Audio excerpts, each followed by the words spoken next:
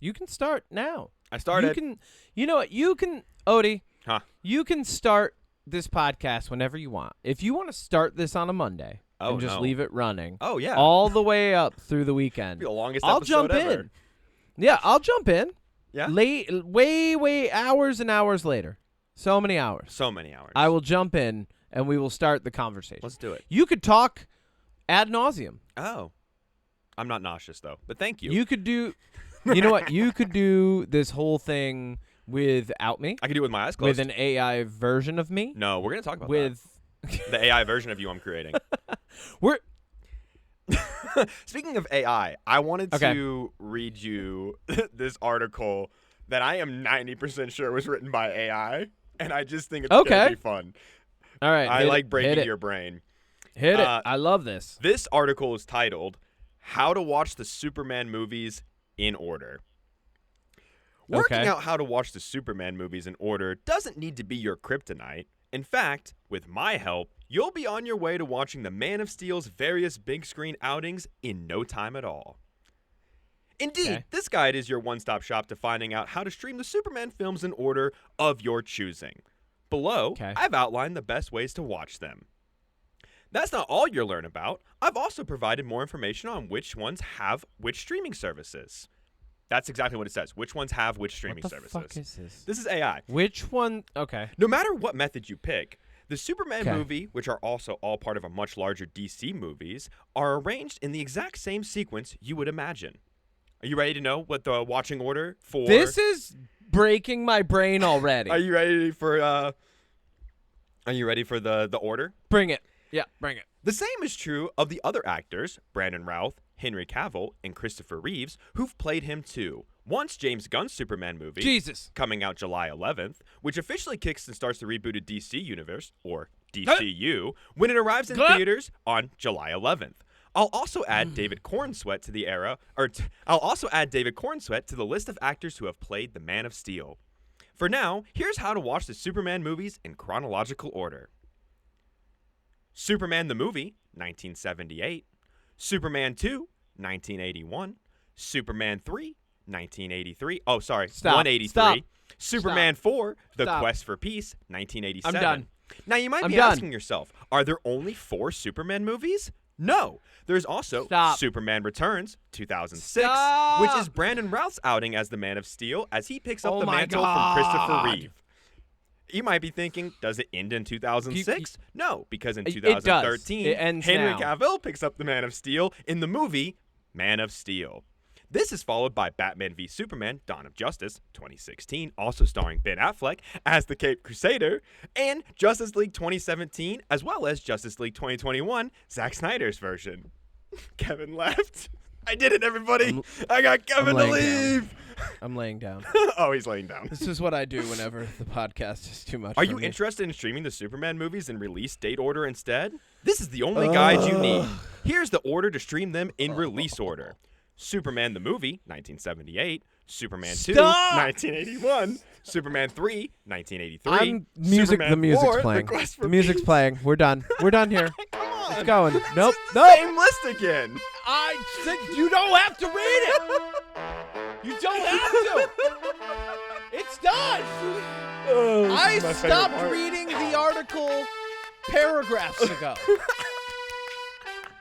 I stopped reading it at the first moment you even had an inkling it was AI.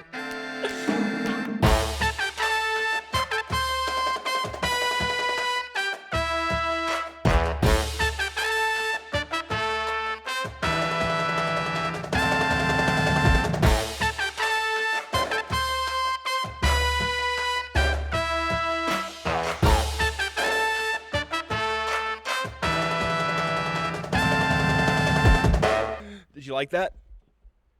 I hate this. I'm so mad. All right. Jesus. Okay, let me. All right, let me get up again. Oh, man. I'm going to try to find one of these every week now. Nope, don't. Isn't that awesome? Nope. No. Like, why the fuck? Why do you keep asking me if it's all? You know my response. You know what I think about this? You know, I hate AI. Mm-hmm. I hate AI. I hate that we're marching into an AI oblivion. And everybody's like, it's so fucking good. Look at the one thing that it did for medicine. It did a thing for medicine, guys. AI's good. So that's why I can just AI fucking everything now because it did one good thing for medicine. It's like, yeah, all right, cool. Yeah, enjoy. I'm going to end up being that guy in the Twilight Zone who just wants to be in a fucking library. Like, that's what, like, this is the thing that will break me. I have so much hope and compassion and love for human. Why? You know what? I'm done talking about this. Yeah. I'm done talking about this. I'm done. You know what? No more AI for the rest of the episode. Okay? Ooh. That's, hop! I don't know about that. Promise me. I Promise make it no right now. promises. Because we actually do have a Okay. big thing about AI we're going to talk about. Welcome back to another episode of the UnPop podcast. I am your captain, not artificially made. That's what an AI Kevin would say. Miner, he, him, Toto siempre. With me as always is Odie Matthews, the chef cooking up that delicious AI slop that everybody loves so much, Don't! especially Kevin. Woo! Nah, we hate AI here. Finish your intro. I did. No, you didn't. Yes, I You did. didn't say Odie Math. No. I did. I said Odie Matthews, the chef, cooking up that delicious AI slop that everyone loves. They hate. No. But in reality, we all hate AI, and that's the AI is the equivalent of a bad MRE, of the maple sausage MRE. That's the AI equivalent of being in the kitchen. I had a whole bit that I was going to do where we're sponsored by Selena Gomez Oreos. No, 'cause we're I not. thought that was going to be funny. No, this was way I am. funnier. Okay, are you ready to jump in the news, Kevin? Because I have an actual. Welcome to the UnPop Oh. podcast this week, sponsored by Selena Gomez Oreos and coffee. Are you ready for my first bit? A of- much better choice than what did I have last time? The Doritos? Post Malone Oreos. No, the Doritos. No, what was Oh, Doritos? your Guacamole Doritos. guacamole Doritos and coffee bit. Yeah, don't Not even do bit. those. You just actually did These it. ones are Selena's chocolate and cinnamon cream cookies. That's awesome. And coffee. All right, do the news. Yeah, baby. It's the UnPop News coming at you fresh and hot from the command deck of the SS Marlon Brando. Let's see what this week had in store. All right, the first thing I want to talk about is how to watch the Batman movies in order. If you're a big fan of The Dark Knight, you might want to watch the Batman movies in order. I'm just kidding. That's not true. I'm kidding, Kevin. I'm kidding. Kevin, come back. I'm kidding. Kevin, it's a joke. The real first bit of news is the Mr. Beast AI problem. So recently, Mr. Beast came out with what was going to be an AI thumbnail generator. And if you've seen... You promised. I already moved on from it. Promised no more. I AI. moved on from it. We're going to actually talk about this Mr. Beast AI problem because this is a big deal, and there's been some updates. Because we hate AI. So Mr. Beast came out with a software that basically you could upload an image or do a prompt, and it would turn it into a YouTube thumbnail using AI. And if you've seen Mr. Beast thumbnails, or there's another big YouTuber called Joshua Weissman, or any of like these kids channels that are pretty big, their thumbnails have an uncanny look to them, and that's because of AI. Like, it just doesn't, they don't look right. I just don't think they're good. Yeah, no, they look bad. And so the big part of this is bigger YouTubers were rallying to sue Mr. Beast and this program because in order for this AI program to work, it has to reference thumbnails on YouTube. And by doing so, it's referencing work that people like me or other small channels have to do everything themselves, or if you're paying somebody to make that thumbnail, then you're stealing from that artist or from that creator. Yeah. So the good news is, and this actually surprised me, when I was doing a follow-up on this morning, turns out Mr. Beast actually heard all of the complaints, and he put this statement out, and I'm going to read it for you right now.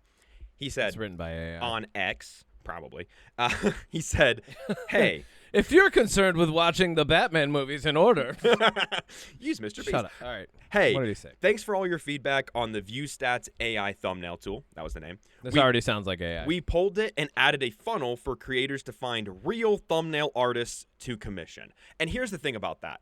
that is exactly what you should have done in the first place. If you actually care about the YouTuber creator sphere and you want smaller channels or... He doesn't. Spoiler alert, he doesn't. Exactly. Spoiler alert, jumped to the end. But like, if you actually cared about small creators and new channels and people that want to start on YouTube, you wouldn't have had a program where you pay $80 a month to make AI thumbnails. You would have given links to artists that will do commissions or do like work for work or things like that. And you didn't. You've uncovered a plethora of the issues that we're running into in what I like to refer to as, and not incorrectly as, late-stage capitalism, which is what we currently exist in, right? It's the form of capitalism that we're currently in. Because believe it or not, folks at home, capitalism isn't just the thing you can't define because you're not reading anymore. Capitalism exists in stages, in phases, and in different forms. There are different types of it, kind of like how there are different levels and types of socialism that exist as well. But you wouldn't know shit about that. I'm probably insulting somebody who's listening. That's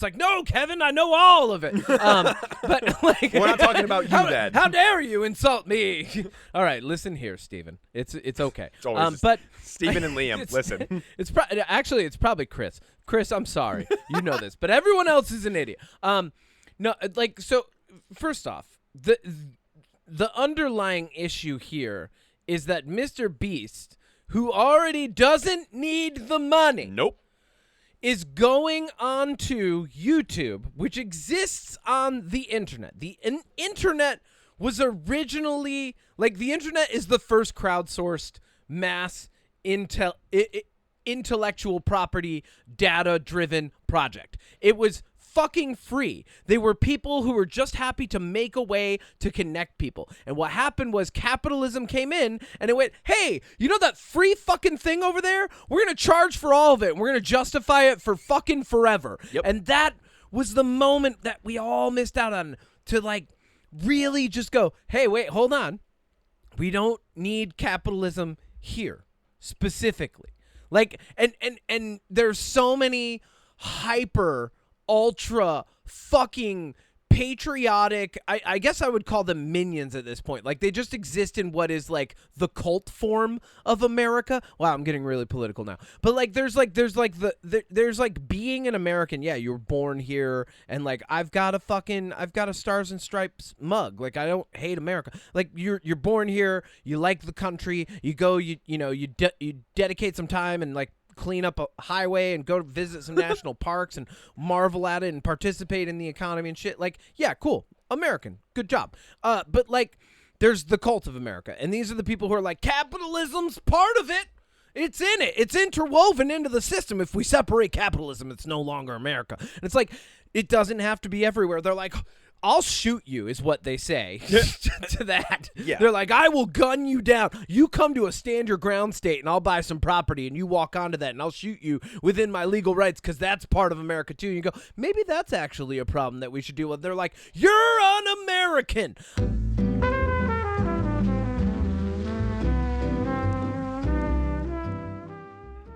And that is Kevin's rant, everybody. As I mentioned Mr. B's AI, we go down the rant of capitalism, which honestly, it makes the world is absurd. And I don't disagree with you.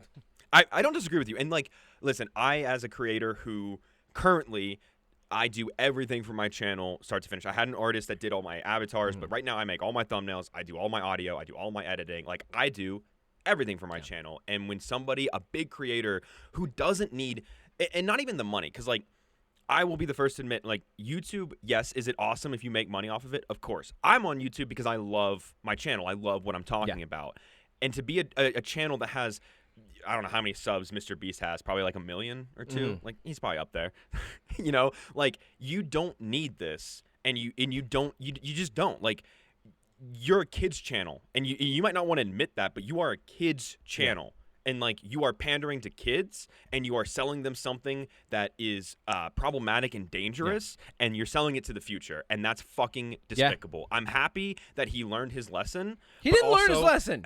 Don't say that. Well, no, I'm not. Okay, wait, hold on. No redemption here. I'm happy he listened to feedback and is not moving forward with this AI thumbnail maker. Did he listen to feedback, or did he realize that it wasn't a monetary gain, like a net positive? I think he realized that people were going to come after him because YouTubers were gearing up to sue. Yeah, because the only thing Mr. Beast fears more than not making enough, not generating enough on whatever the fuck he's doing now. Like, it's okay. Yeah. So anyways, fuck that. Fuck AI. Yeah. Next, you ready for some more bad news? No. Okay. Make it good news. We both loved. Why can't this be good news? We both loved the Barbie movie. It's a good movie, and they might do a sequel. But you know who wants to compete with Barbie? Bratz. And would you believe they're gonna make a Bratz live-action movie? But Kevin, do you want to know the worst part about this news? Kim Kardashian is cast as the villain. This sounds horrible. It sounds stupid. On the heels of the Barbie success, obviously Mattel, does Mattel make Bratz too? Whatever. Insert toy company here. MGA Entertainment. They make Bratz, and they're like, oh, well, we could do that too. Who can we get? Not Margot Robbie anymore. She got taken over. I guess Kim Kardashian, newly appointed lawyer in study of California State. Kim Kardashian. Listen, for a moment, I thought there was hope because Kim Kardashian put herself through law school. Like, I was like, you know what? This is actually a nice, wholesome moment. And then you had to come at me with this Bratz shit. It's Amazon. Great. They already own the world. Bezos rented a fucking city. He rented Venice for a whole wedding. He just rented it. You can rent cities now. As a person. That's another thing that exists within. You see, it's all interwoven, Odie, into late stage capitalism. Because if we didn't let it get to this point where we were in late stage capitalism, we wouldn't have a disappearing middle class and the ultra rich literally renting cities and treating them as Airbnbs. We wouldn't have it. Yeah.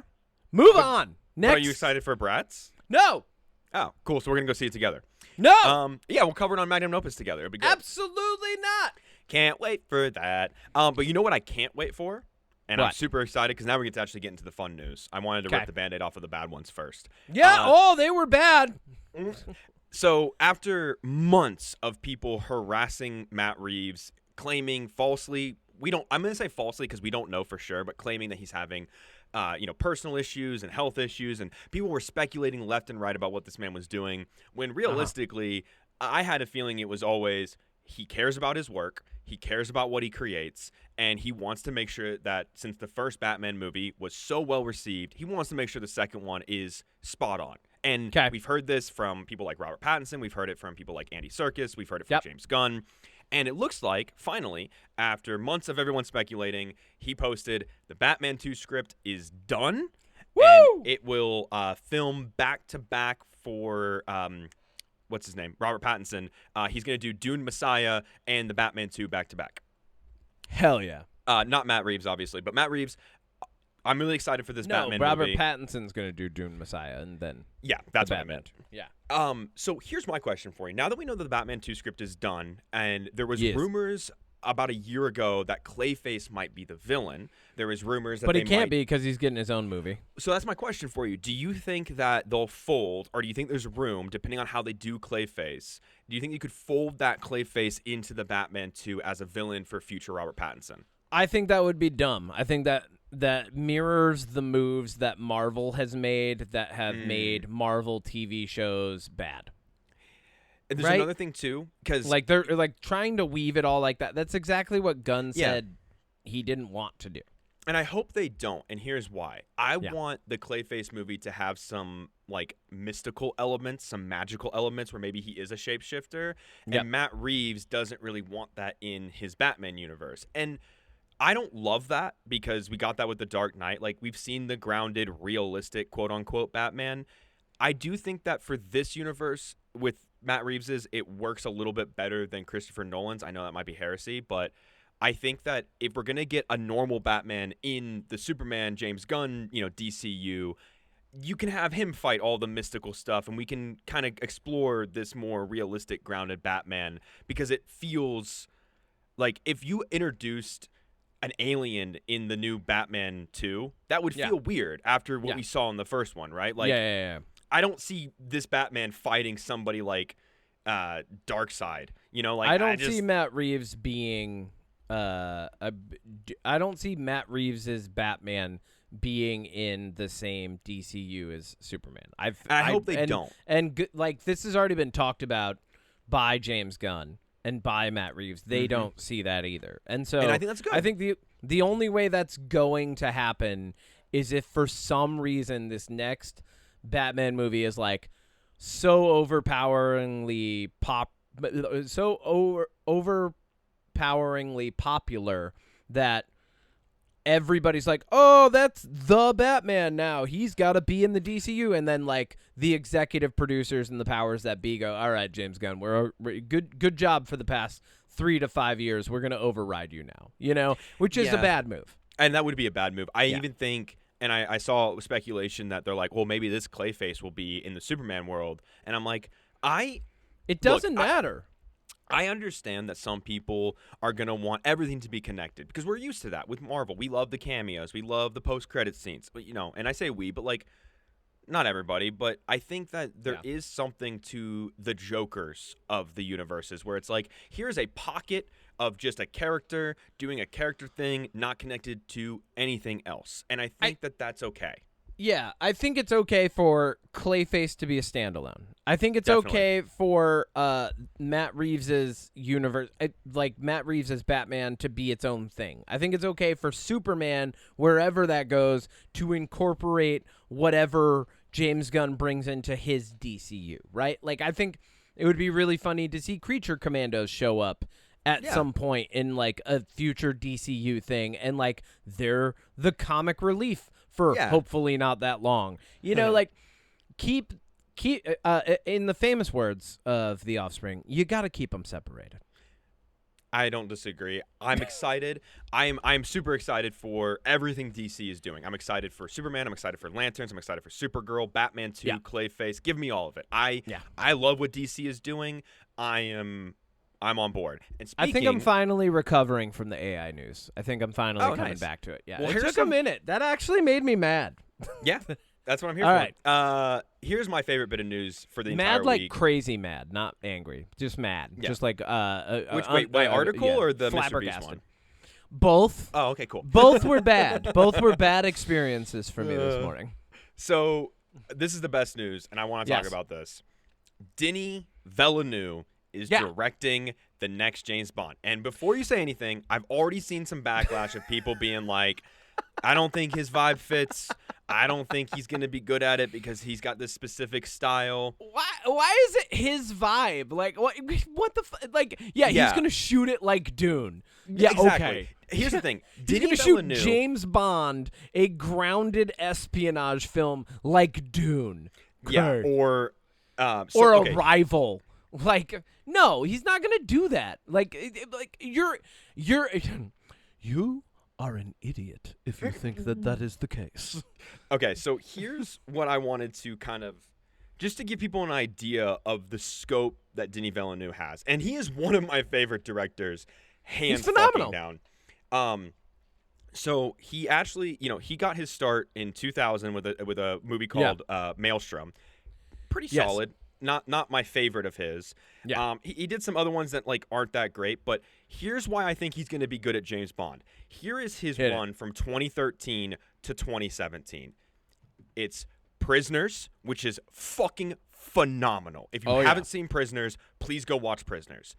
Then the movie Enemy, which if you don't know what that's about, it is it's a Jake Gyllenhaal movie about a doppelganger. So fucking good. Then he did Sicario, which is one of my favorite movies in my top 10. And then he did the movie Arrival, which is fucking phenomenal. And then to top this off, he did Blade Runner 2049 before diving into Dune. This man is incredible. This man knows how to shoot action. This guy knows how to shoot drama. He knows how to shoot sad scenes. He knows how to shoot scary scenes. He's really good at tension. And the thing about James Bond that I would love to see, and I might be alone in this boat, but I would love to see Denis Villeneuve take him back to the 60s with the old-time gadgets and everything and just do that. Like, I would love to see a period piece James Bond again. I think that's what we're missing. Modern day is hard. I was thinking about the Bourne Ultimatum trilogy and stuff. And, like, if you rewatch those movies, all the techniques of espionage are so dated because obviously if you're doing something with a phone and your phone's a flip phone in the mid-2000s, when you watch that in 2025, you're like, well, why would you have a, it's like it doesn't hold up. But if you put it in the 60s and his technology is in the 60s, James Bond is more interesting than having access to the internet. Like, I feel like that would work. Hear me out. Using dated technology that relies on different systems might actually be to your benefit at this point. So you could do it in modern day, and they're just not on cell phones and shit. You know what I mean? That's also true. You could. You know what I mean? I think my immediate response, because we talked about this earlier this week, my response was because obviously, like, as soon as I saw it, I'm like, oh, he's a different director for James Bond. My immediate thought wasn't he doesn't work or, like, to compare his work to what James Bond should or shouldn't look like. I immediately went, oh, who's writing it? Like, that we don't know yet. My response was to ask the question, who's writing it? Because if someone comes in, let's say you get like a Tony Gilroy, right? Like the type of person who can write an espionage thriller. I mean, and Denis Villeneuve has experience. Like you mentioned Sicario, you mentioned Prisoners. Like the ability is there. We've seen it in the past. And if you bring in someone who can add to that, I think you end up with a good recipe. I don't disagree. So, like, and here's the thing. The guy that did the previous James Bonds with Daniel Craig, he did a majority of them. His name is Sam Mendes. Yes. His filmography before, like, really getting into James Bond, just for reference, was American Beauty, Road to Perdition, Jarhead, Revolutionary Road, I'm sorry. And then he got into James Bond. While he was doing James Bond, he did 1917. Yep. And that's about it. Like, when I look at 1917's great. And that's the thing is, like, when you look at those movies, like American Beauty, fucking weird movie, good movie, but weird. And you look at, like, 1917 or even Road to Perdition, those aren't James Bond-esque. So to be like, oh, well, Denis Villeneuve doesn't do James Bond-esque movies, you don't need that. Actually, I would argue, to your point about Tony Gilroy, get somebody who isn't a fan of the source material and they'll write something better. That's why Andor's incredible. Tony Gilroy doesn't like Star Wars, but he knows how to write compelling stories, and he fit that in the Star Wars universe. Same with the Jason Bourne movies. Tony Gilroy wrote a lot of those, and they work. So, like, I don't disagree. I think that Denis Villeneuve is going to fucking crush it. Here's my hope. Here's my hope. Here's my hope, Kevin. You ready? Hit me.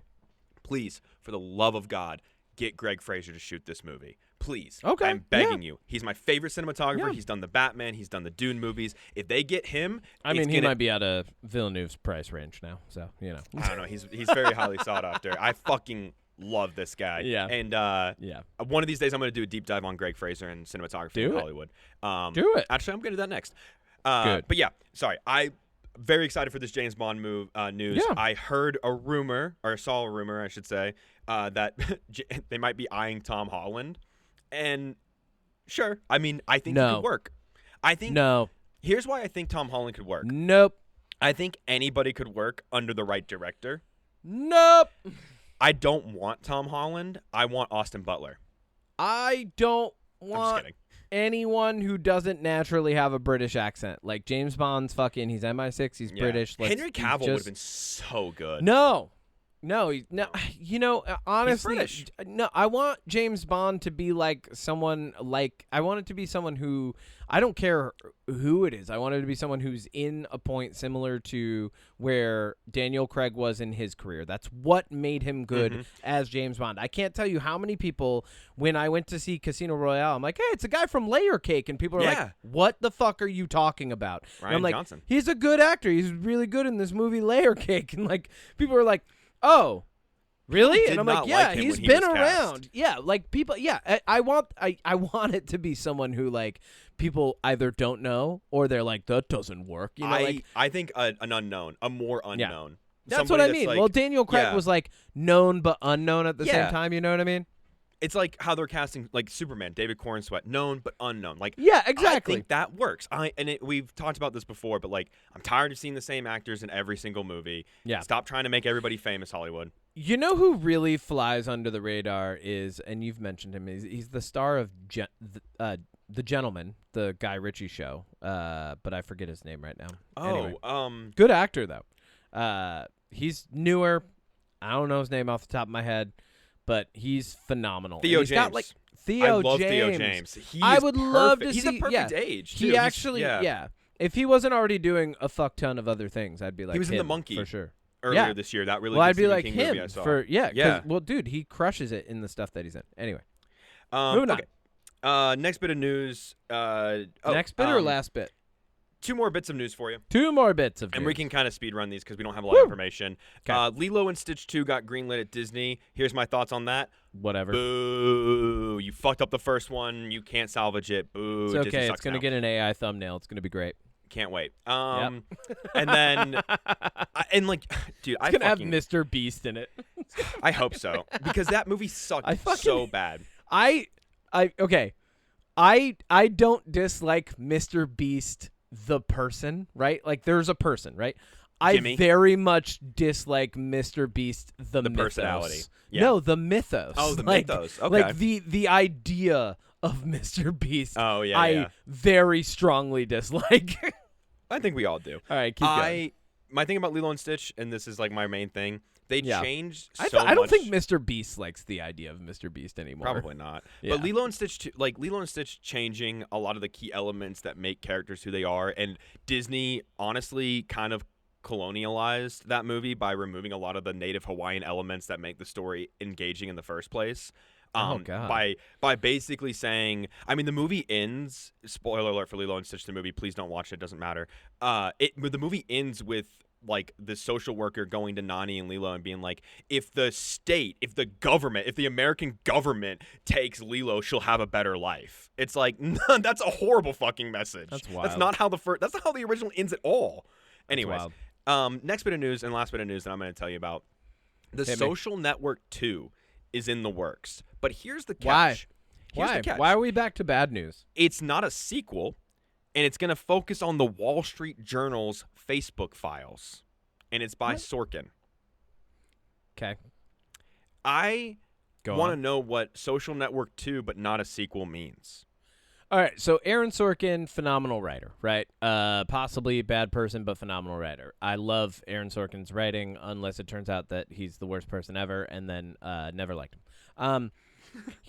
Aaron, like, if you're focused on the Wall Street Journal's Facebook files, so Facebook very famously has been attempting to, because in the digital space, as long as you own different bases of operations as far as your tax reporting goes, you're technically not a monopoly, right? So like Facebook can technically become like they can monopolize things, and they've gone to court multiple times over this. Oh, yeah.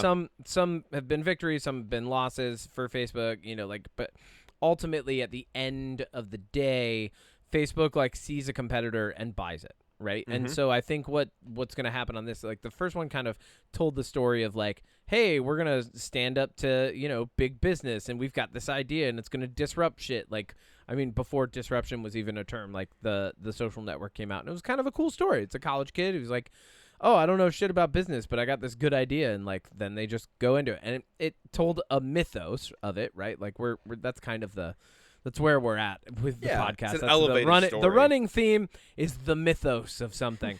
But Aaron Sorkin writing a sequel, I think, as long as the clarity and self-awareness is there to criticize Facebook in a very poignant and meaningful way, I'm in.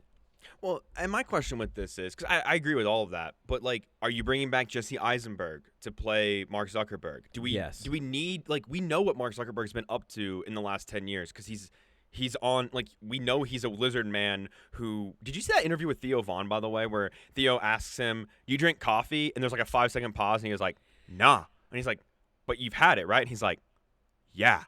And he's like, okay. It's just like 15 seconds of like pure silence and weirdness. We're like we are so on the opposite end of the bro podcast spectrum I every once in a while a clip from that makes it my way, where it's like It's like Theo Von talking to fucking Mark Zuckerberg or, Joe Rogan doing a circle jerk with whoever's on his podcast. And I'm just like, oh, great. Yeah, you guys are still softballing questions at one another and acting like everything that you say is a revelation that's coming to you in the moment. Got it. Thanks. Yeah, that clip, I used it in a Magnum Opus video in the last couple months. Yeah. And it just... I love it. Like, it's so... Like, I love making fun of billionaires. God, I love it. I think Theo Von is authentically funny, and I think that the space that Theo Von exists within is authentic, like, becoming worse and worse. Like, yeah, legitimately, it's becoming worse and worse and becoming a net negative for society. I'm not a huge fan of Theo Von personally, but that's just because I'm not a fan of that. I'm not a fan of any of that, really. Yeah, I don't love bro-y podcasts where the interviews are so boring. Well, that's great, because I've brought on Mark Zuckerberg for this podcast. You drink coffee? Mark.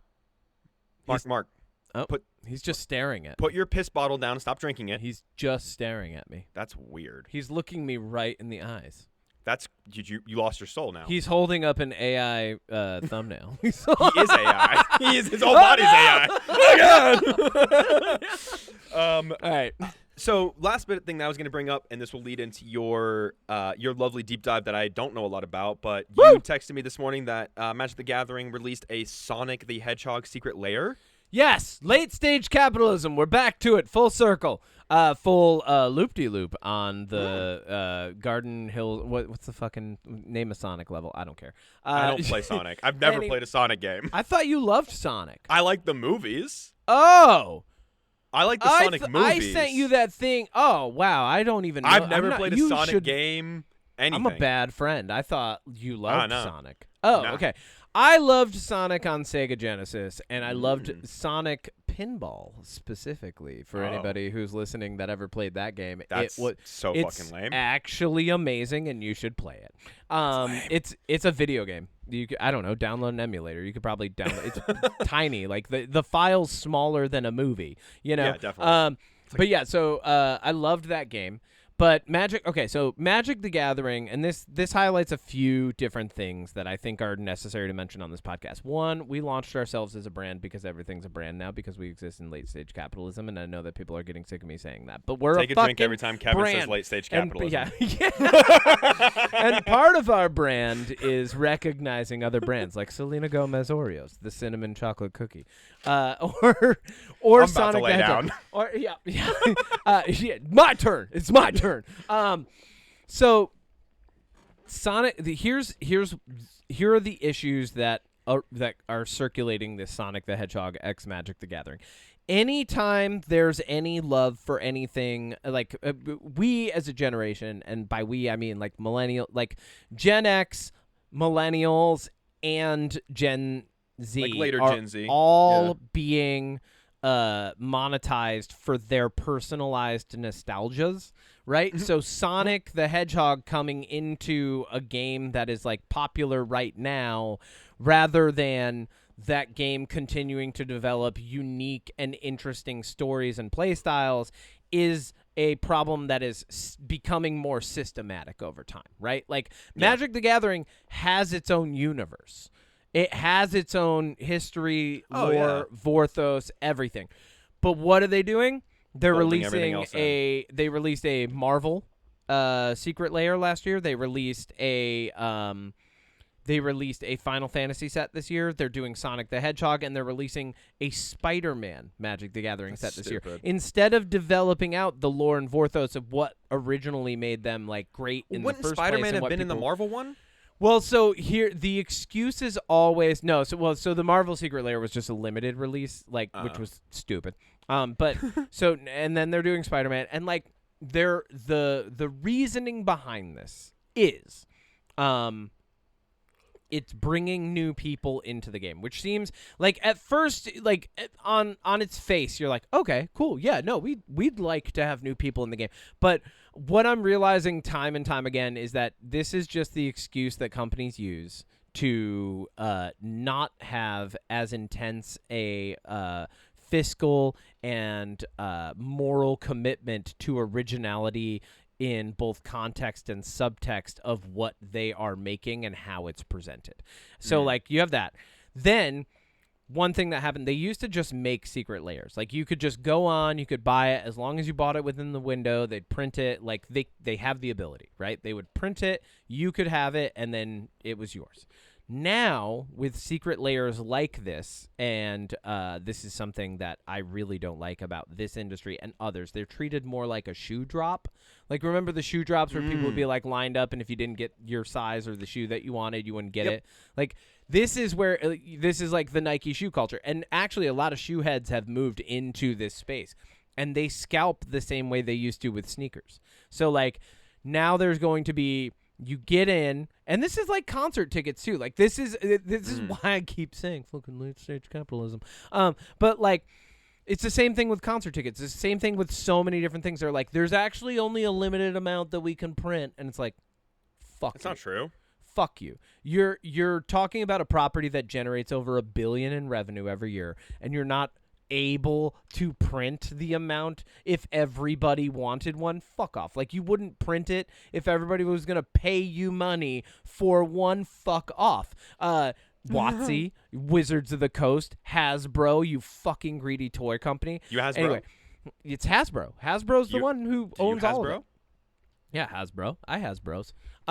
So, like, there's that. And then on top of it, they very specifically do not like when you proxy their cards. Like, and proxying is like when you make their own cards. But this is the version of like going onto a fucking torrent site, because the stuff that you're subscribing to be able to view might get deleted off Amazon or HBO Max or anything else at any given moment. And then even though you paid for it, you don't own it anymore. Like, so like these are a lot of the same problems, and they're all, in my mind, all of this is bundled together in the Sonic the Hedgehog secret layer. Like, it's a true commentary on the professional and economic zeitgeist that we are currently existing in.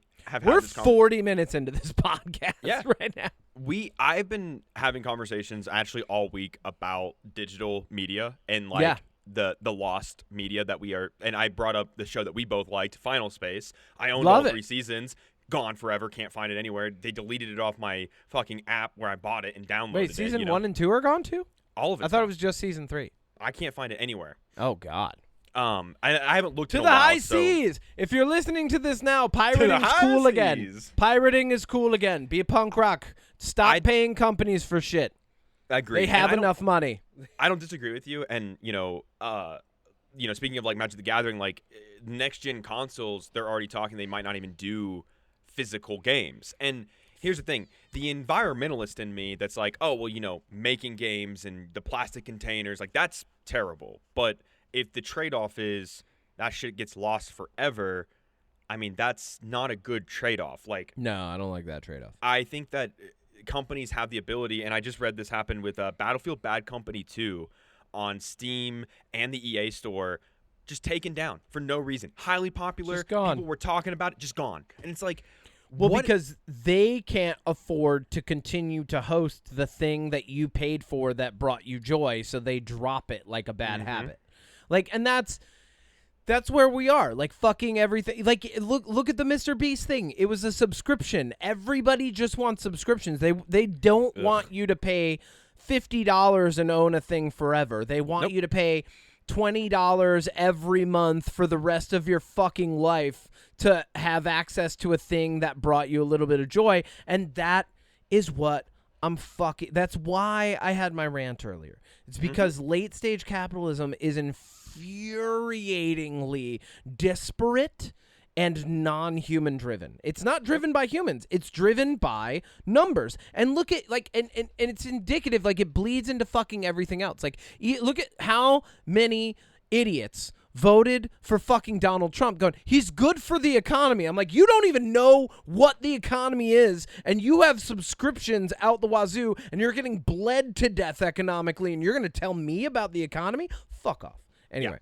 Yeah. Anyways. Agreed. We need to pick better news. Well, dude, this is what I was given this week, all right? Whatever. We have to I pick scour better for news every day. My Apple No News more feed gives AI. me notifications. Okay, that article was pretty funny though in the beginning. You That gotta was- admit, it's it literally was an article torturous. about how do you watch the Superman movies? You 1, were 2, just 3, trying 4. to punk me. I'm not. I'm just trying to break your brain. You did. I won't bring And an we're AR headed article toward tomorrow. a dark future that is going to be deep and vast. And that is why, Odie, I'm going to do a deep dive this week. Yes. So we were gonna go see F1, but we both are busy people. So next weekend we're gonna do a double feature. We're gonna try to talk about Jurassic World and F1. Yeah. I will see both. You're gonna try to see both, but probably only see one. So Probably. if you want to hear about our thoughts on that, next week. This week. It's also 4th of July next week. Oh, is it? Yeah, we get to do an America episode. So whatever we're doing, Nothing more talking America about, than Jurassic World. It's got to be so American. That's what we got to do. How next week we rate the scale. We rate the movies on a scale of eagle screeches. I can bring my eagle screech back for the podcast that you love. Yeah, Odie, let's get deep. Let's get deep. Let's get deep, dive into that ocean, hoping you gonna catch this notion I'm throwing. Whatever way the winds be blowing, stay open, let's get deep. A vessel full of information, a maverick of hyperfixation. Bombard you with my observations, orations, let's get. So, we love doing a deep dive. We each get to do one per season, right? Yeah. You recently have been playing Warhammer a lot. Space Marine 2, baby. If you want to play with me, email in. One of my first deep dives. So I did Lord of the Rings. Then I did Warhammer. I forget what the other one was. Oh, Dune. I did Dune. You've done fun ones. I've done silly ones. Except for King Kong. You've done ones where you go through an analog of film, right? Well, I broke your brain with Fast and Furious. Mine are more about world building, because in my mind, when I'm doing a deep dive, I actually don't get as deep as possible because I want not only our listeners, but I want you to walk away from it with a couple extra questions, maybe being a little more interested. But I really want to highlight the craft of world and character building, right? And so when you're in the world, what is the world of Space Marine 2 like for you, Odie? Let me start my deep dive with a question. Okay. Allow me to answer that question for you. It is. Please do. I mean, that's why I asked. It is. You know what? Don't. Stop. Okay. No. All right. No. I'll text it to you. I would say the Space Marine 2 world that I've seen so far, going through the campaign and everything, it's mean. It's very depressing. This world is mean. It's very just full of absolute chaos. Like everybody is fighting all the time. Everybody is mean. Yeah. It's everybody's it's mean. It I love feels that you mean. just say everybody's mean. Yeah. No. So the Warhammer universe is often described as grimdark. Those are the words. They're combined. Grimdark is an entire ambiance. Grimdark is a thematic element that bleeds through everything in this universe. There is nothing that is not grim and dark, except for the things that aren't. And those happen to be my favorite things in this universe. In the world of Warhammer. People might remember this from the first deep dive. If you're a new listener and you don't want to go back to that, we're in the 42nd millennia. There has been 10,000 years of war leading up to this. There was an emperor of mankind. He currently is essentially in a state of life support. I'd say he's on like a dead, golden but not throne. dead. He's not or alive, he's, but not he's, alive. Yeah, he's in a state of life support on a golden throne. That's awesome. There are these Marines that are on the good guy side, and they are like 8 foot tall, bigger than humans. They can totally rip shit apart, like very serious stuff. Everyone's serious all the time. And then there's the Marines who are like, they defected to they're called heretics, right? So they've defected to the gods of chaos.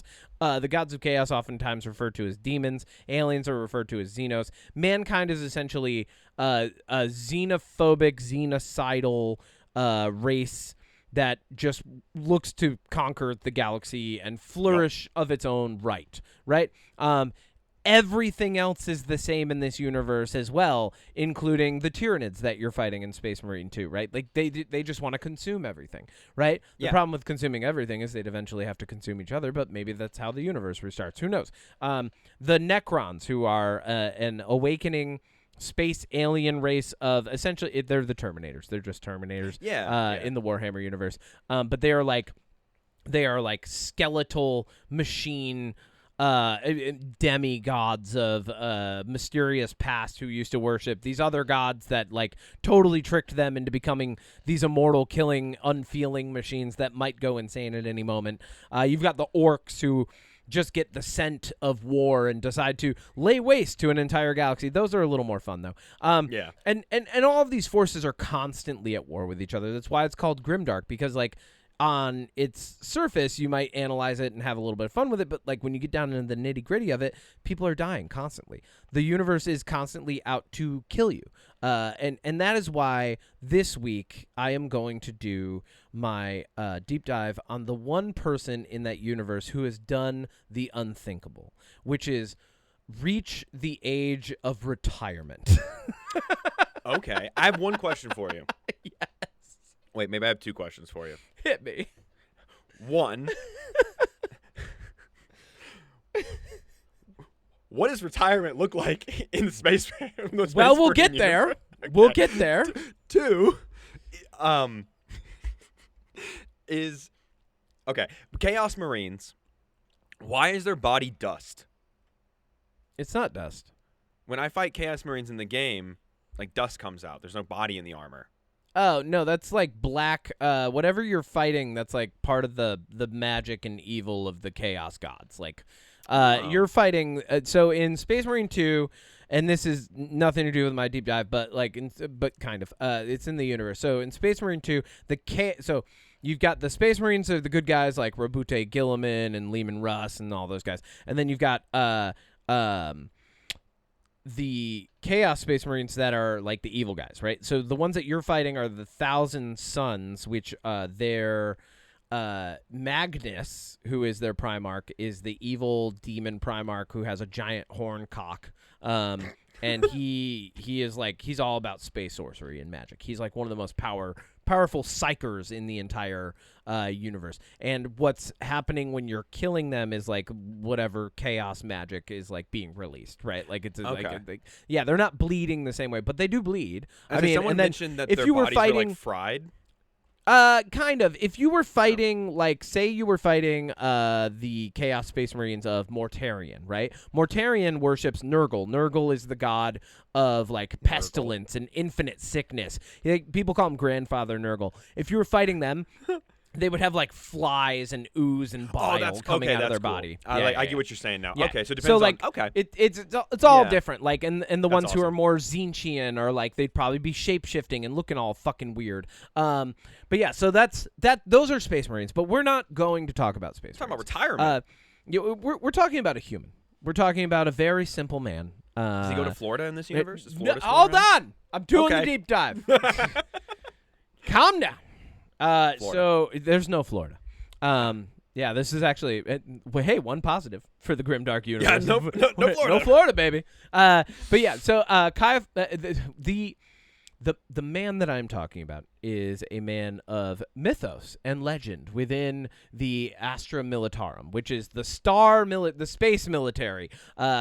And we only know about him from his memoir and from his archives, because he wanted to categorize all of his thoughts, and so he wrote down his actions and what was going on, and essentially wrote his own. He did an autobiography that was vast, and then it is curated by another individual later.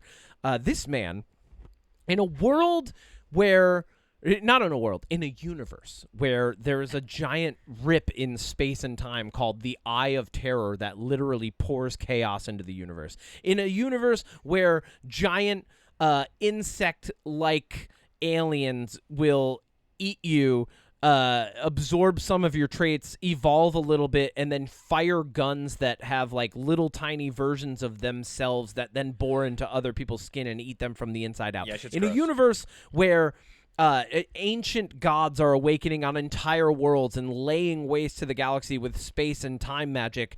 The most absurd thing that you could ever do is survive. And so this week we're talking about a hero to the Astra Militarum. We're talking about a man whose power and resoluteness and steadfastness to the Emperor and mankind and downright willingness to stay alive no matter what has created a legend the likes of which the Imperium will never know again. We're talking about Ciaphas fucking Cain. Ooh.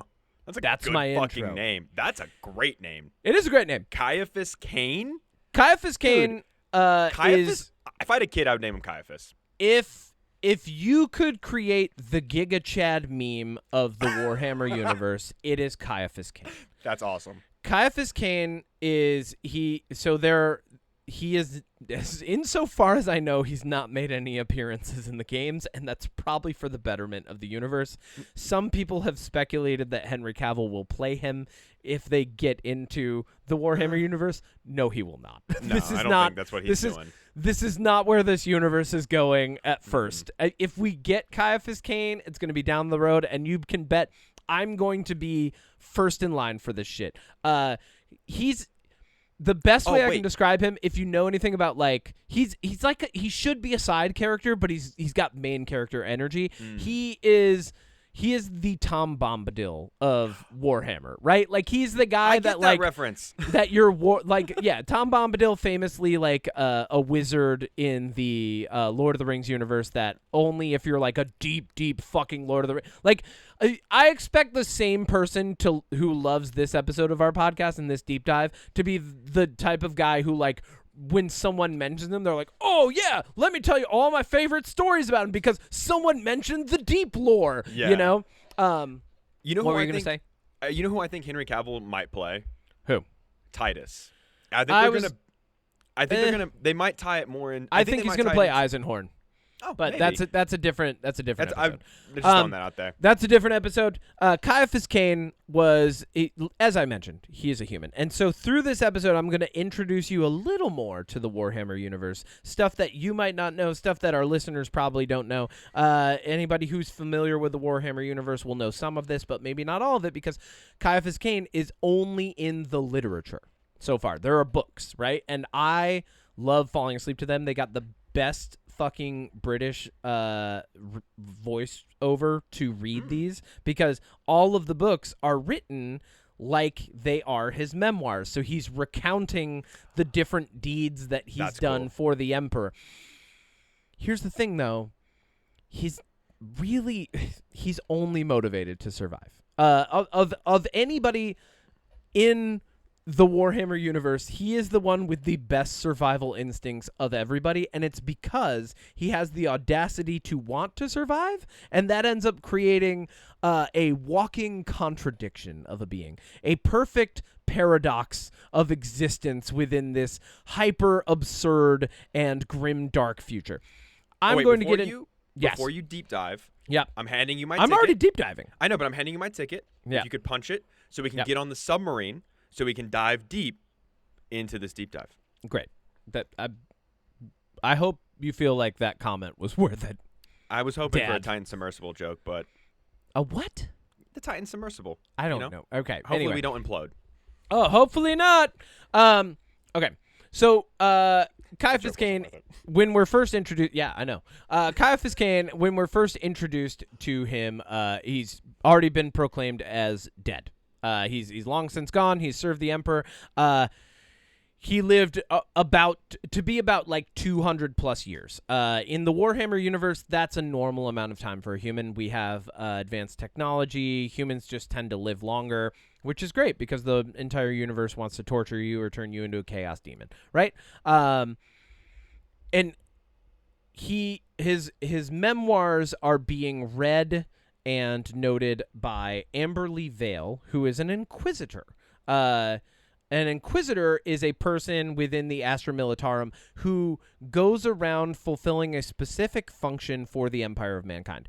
She specifically is part of the Ordo Xenos, which are known as the Alien Hunters. I mean, that's essentially what Ordo Xenos means. The order of people who are looking for Xenos. There's the Order Hereticus, and those are looking for heretics, so they'd be looking out for, like, Space Marines or, like, Gene Stealer cults or things like that, like other dangers to mankind. Inquisitors have a job where they basically normally go in and point out someone and they go, "You're a heretic," or "You're a Xenos sympathizer," and then they murder them, and then they start asking questions about, like, what they're like, all right, now that we've killed that Xenos sympathizer, what's going on here, guys? You know, like, that's it's what like Inquisitors fight first, do. ask questions later. And they will torture people with the most brutal of methods. Like, they're known, like, it's known that if you get taken in by an Inquisitor, you're probably not coming back. Like, Inquisitors, I mean, it's so hard to say this in the most lighthearted. They're the Gestapo. I was about to say, are they the Gestapo? They're the Gestapo. You literally just read my mind. Inquisitors are the Gestapo. So That's she's crazy. the editor of his memoirs. Let's go back to where Ciaphas Cain comes from, though. He comes from, and these are based on his words. And this to lay the groundwork, he is an unreliable narrator, which is something that I always love in a story, where something will acknowledge its own contradiction in its existence. Like, you'll be reading, you'll be like, wait, no, I thought you said a few chapters ago this is how this happened. And like and then, like, what happens in the books is Amberly Vale comes over and she's like, actually, like, and she So, corrects like, unreliable narrator, kind of? Yeah, so he's an unreliable narrator, Okay. but then in his actual biography that's being edited by Amberly Vale, she'll come in and say, actually, Ciaphas Cain didn't do this. He did, you know, like, this is what happened. So he was born on a hive world. He says he doesn't remember the name of it, which is all unlikely possible. A hive world, just to get back into it, is a giant city planet. Humans have stretched out into the stars, and hive worlds often perform functions. Like, their specific functions are, like, producing... Like it's like mankind settles planets and views them only as resources, right? So there's a lot of, like, modern day social commentary and analogies that we can draw here, but, like, ultimately mankind in this science fiction universe has stretched out into the stars and said, each of these planets is good for producing certain things that we need for Earth, which is called Terra. Earth that's is called Terra? Yeah, Earth is called Terra. Terra. Yeah. So Did not know Terra. that. Yeah, so Terra is Earth, and that's where the Emperor sits on his golden throne, half dead, half alive at all times. And hive worlds will produce ammunition, or there'll be giant training grounds / the fuel. They'll produce all the fuel for, like, certain, like, battalions of Space Marines. To some extent. But we need so much. They have billions of people on them. They are choked. They are crowded. They are polluted. They are absolutely stripped of most of their natural resources, and they suck. Like, this is why it's grimdark, right? Like, this is where Ciaphas Cain comes from. His parents, by his account, were petty criminals who joined the Astra Militarum to get away from being sentenced as criminals. He's like, my parents were criminals and they didn't want to get executed, so they joined the military, which is hilarious because that ends up kind of being part of his personality, is like, oh, well, I want to survive, so I have to do this. That might actually not be true, though. Once again, unreliable narrator.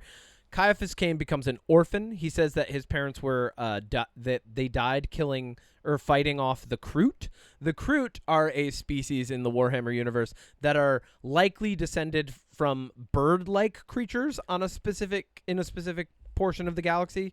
The Kroot, very similar to Tyranids, will take on the characteristics of different things that they are eating. They have an adaptogenetic normalcy within their species. They're ugly.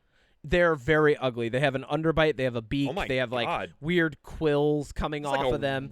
Weird rejected, like, his parents died fighting the Kroot. It's gross. So he was an orphan. Normally at this point, nobody would give a shit, and you would just die in a hive world. Like, you would live in the underground of the hive world until you inevitably were killed by gangs or taken into a sex trafficking ring, or, you know, like all the any dark option your mind can conjure, the darker the better. We don't have to, you know, meditate on what those are. Solo's just planet. whatever you can imagine, however dark it is, that's what could happen to him. But instead, what happens is he gets inducted into the Scola Progenium. Scola Progenium, though, and this is where I think our first dose of real unreliable narrator goes. That's meant for people whose parents died in glorious service to the emperor, because then mankind is like, oh, hey, no, your parents were cool, so you might be too, so we're going to bring you to this school. Oh, but by the way, if you don't graduate, it's probably because you died. So when you go to Scola Progenium, if you show any signs of being a psyker, which is a psychic, someone with telekinetic abilities, prophetic abilities, like the ability to see the future or lift an object or bend time to your will, anything like that. If you're a psyker by any means, you either are killed on spot by the commissars who run the Scola Progenium, or you are picked up, put in shackles, and sent to Earth to be one of the estimated 1,000 psychers a day that are sacrificed to the Emperor to keep him alive on his stupid wheelchair. Whoa. Okay, so that's part of this universe. Okay, 1,000 people are sacrificed to the God Emperor every day, a.k.a. atheist space Jesus, in order to keep him alive. So unlike other universes where like psychic people are like, oh my God, you're special and you're gonna help, like Starship Troopers, right? Like, yes. This Similar to Starship. No, this is very much like Starship Troopers, but instead of like, oh, you're going to go off into the special program is we kill you. The special program is you are useful as fuel for our, chair-bound god, or you die now. Those are the special programs for psychers. He went to the Astra Militarum. It's noted that he has a clean disciplinary record, which is unheard of. Everybody gets disciplined for something at some point. This goes to highlight one of the things that I love the most about Ciaphas Cain that we'll get into. I'm just kind of like laying the groundwork, and then I'm going to highlight the things about Ciaphas Cain that make him one of the best characters in Warhammer. And as I'm highlighting those, I'm going to bring to light some other themes and elements of the Warhammer universe that'll get us a little deeper into it. So later, my deep dives in this universe can be on more complex characters like Traz in the Infinite, Traz in the Infinite, or like Belisarius Call, or someone like that. One question. About the psychics. Yep. If you were psychic, yep, wouldn't you be able to see that they're going to find out you're psychic? So it depends on what your ability is. So what I'm talking about is if you show signs of being a psyker. A lot of times when you're a kid, being a psyker is something that develops over time, and you have to utilize the ability and train it. So like a lot of people who are point-fingered as like psychers in school don't have enough of an ability yet. Right. And if you did have that ability and you saw that coming and you tried to escape the Scola Progenium, guess what? Bang, bang. Psychers. No, they're going to double tap you on fucking sight. Okay. They're going to murder you. The universe wants to kill you. Okay. Yes. They also have, as I will highlight, the Adeptus Ridiculous podcast is one of the best versions of Warhammer lore that you can get. It's run by KD Diamantes and Bricky. They have been running since, I want to say, 2020, just delving into Warhammer lore. So there's like 5 years at this point of Warhammer lore that these guys have been doing. They are phenomenal, and they did a really great episode on the Scola Progenium. They have dubbed this substance that you drink at the Scola Progenium Forget Me Juice. Forget Me Juice is what helps to it's what helps to indoctrinate some of the military prospects that come out of the Scola Progenium. A lot of times if bad things happen, they essentially give you like this liquid that like helps you to like kind of get over your PTSD. So we call it Forget Me Juice. They're like, shut up, drink your Forget Me Juice, go back to class. The Scola Progenium's horrible. Bad side effects.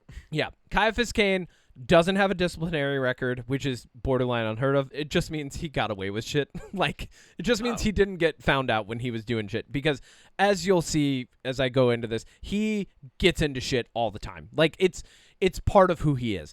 He also got markedly average grades in everything.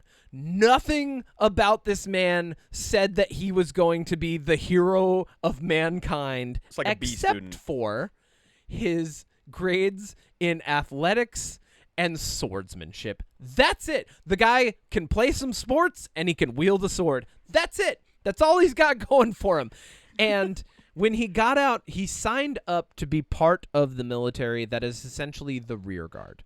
So when he leaves the Skull of Progenium, he's like, oh, well, I'm going to join the part of the military that's in the back that uses mortar fire and stuff to kill enemies from miles and miles away, because that's where I'm going to likely survive the most, right? This is what Ciaphas Cain signs himself up for. He's like, I have one goal, and it's to fucking survive in this universe. So when he signs up for this brigade, he gets sent off to a planet where they are fighting off some orcs. His first taste of battle, I can quote this. He was on the planet Desolatia, which is just the word desolate turned into a sci-fi planet name, right? They're defending the planet from an assault by orcs. Orcs, if you remember from our first episode, they have a Wa, right? So it's not war, it's Wa. It's W-A-A-A-A-A-A-A-G-H. Wa. That's what the orcs were doing. They were having a Wa, and Ciaphas Cain was sent there to defend the planet from the Wa, and he decided that he was going to steal essentially the Warhammer 40K version of like a hover car, like a speeder, right? And get the fuck out of there. He's like, this isn't going well. We're going to lose. I'm leaving. Because what happens is the planet, while they're defending it from orcs, is attacked by Tyranids. Tyranids, Odie, what do you know about Tyranids? Okay, let me tell you what I know about Tyranids. Hive mind. Yep. They attack planets They're insects. to consume all the resources and whatnot, to fuel themselves. Yep. They turn planets into fuel, much like humans do. Yep. You've got your your regular rank and file grunts, where they have guns that shoot little parasites that bore into your body, and those guns are like a part of them. Yes. They have different types. There's like xenophages, which are little floaty brain guys. You got biovores, which are like little tank guys. Yes. You got carnifexes, which are fucking gross. And they invade planets, consume the resources, and then move on. So when a Tyranid army comes down, it's referred to as a hive fleet because they will literally travel through space and time. They will. Yeah, they can travel and they can travel in the warp. It's been kind of like fan theoried out that Tyranids will inevitably consume the entire universe and just win. But so the Tyranid hive fleet shows up. And he commandeers, so the speeder that he takes over is referred to as a salamander. And it moves over. So he gets in a salamander, and he's like, I'm the fuck out of here. I'm Ciaphas Cain. There's no legend to his name, nothing yet, right? As he's driving away in this salamander by himself, deserting, essentially, right? Now, something that you could die for. At this point? Or... No, he's never a space marine. Space marines are 8-foot tall genetic abominations. That's what space marines are. So he's space like a regular... marines, he is a normal human. Gotcha. His chances of survival are infinitely less than a space marine, and he outlives so many of them. That's amazing. Yes. Okay. You see why I love this man? This is great. Continue. So he gets in the salamander and he's leaving. He runs directly into a flanking portion of this hive fleet, including a hive tyrant. You've seen a hive tyrant in the game, right? Oh, so and then he turns around and he's coming back. So he starts coming back the other way, because obviously if there's more people there, his odds for survival go up. He's just calculating. He's just and it's very basic. It's very intuitive. He's just like, oh, I'm definitely not gonna survive here. Let me turn around. As he's going back, he calls in that he's running away from this hive tyrant. What the military hears over this broken up voice comm is attack. There's a flanking fleet, attack. They assume that he has gone on a heroic scouting mission and found this flanking force as they decimate them. And so begins a long string of events that create the mythos that is Ciaphas Cain, because they defeat the fleet, and had they not known about the flanking hive tyrant who was coming in from a different angle, they would have surely lost the battle. He gets awarded, he gets promoted to commissar, the type of people that originally wanted to kill him in the Skull of Progenium, and he says, oh, fuck.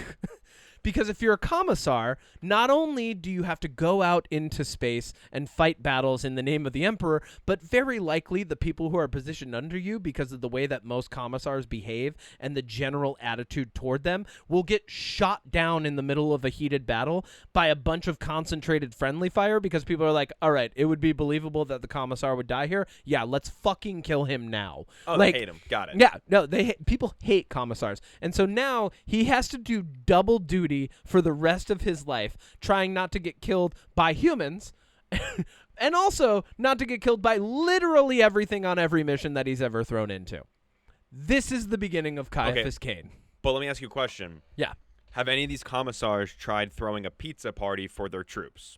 Yes, they died at the pizza party. The troops used their skin as pizza toppings and started worshiping Nurgle. I don't know.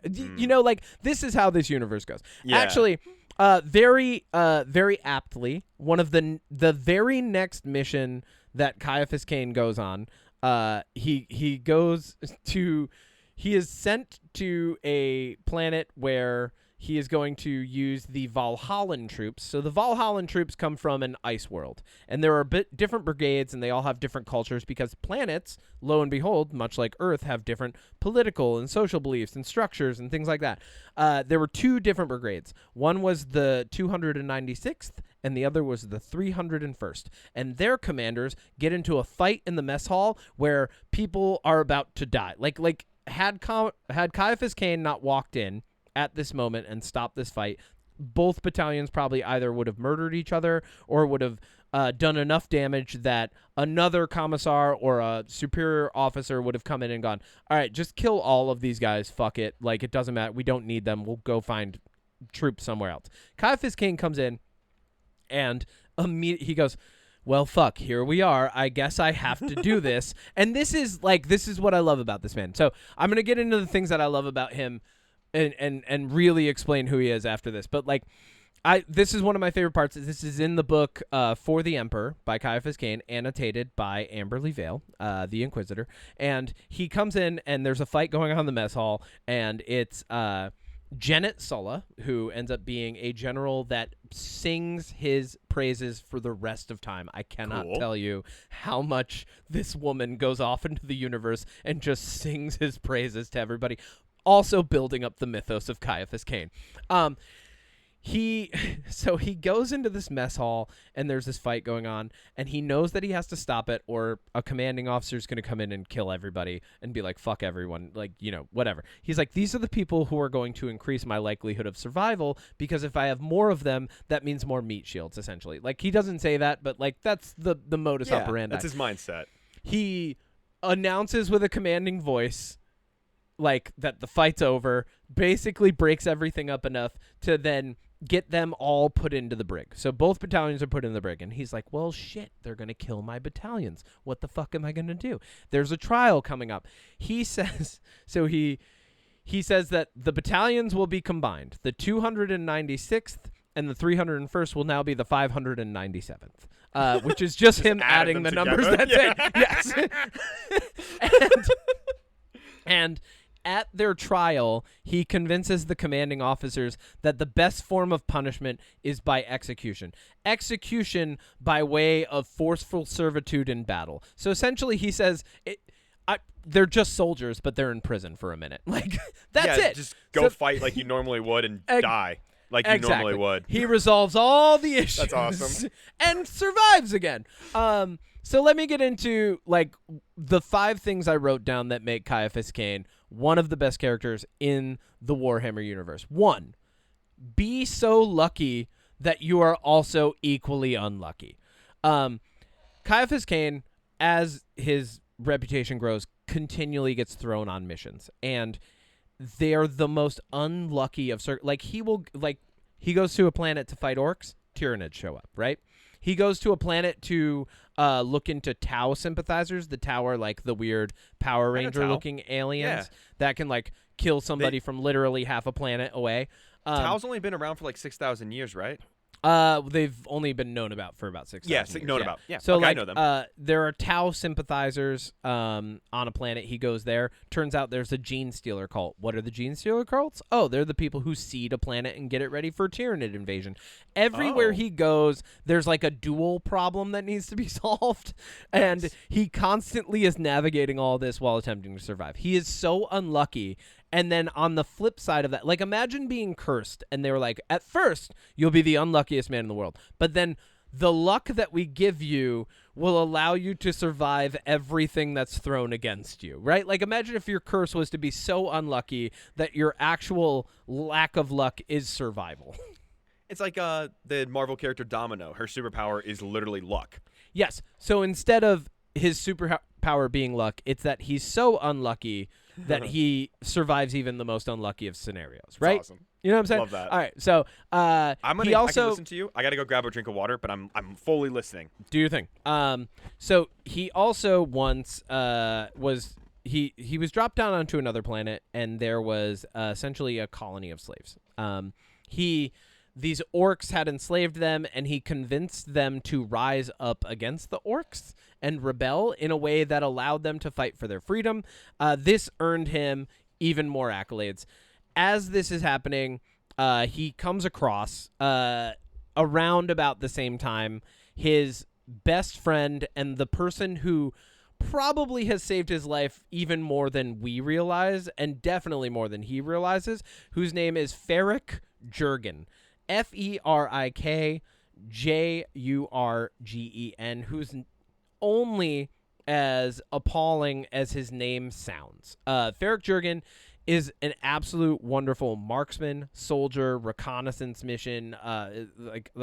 He's a deployed soldier's deployed soldier. Like he is the one that you want on your side. He just also happens to have bad skin and smell bad. And as it would turn out much later, spoiler alerts for people who are just getting into Warhammer lore, Ferik Jurgen is a psyker.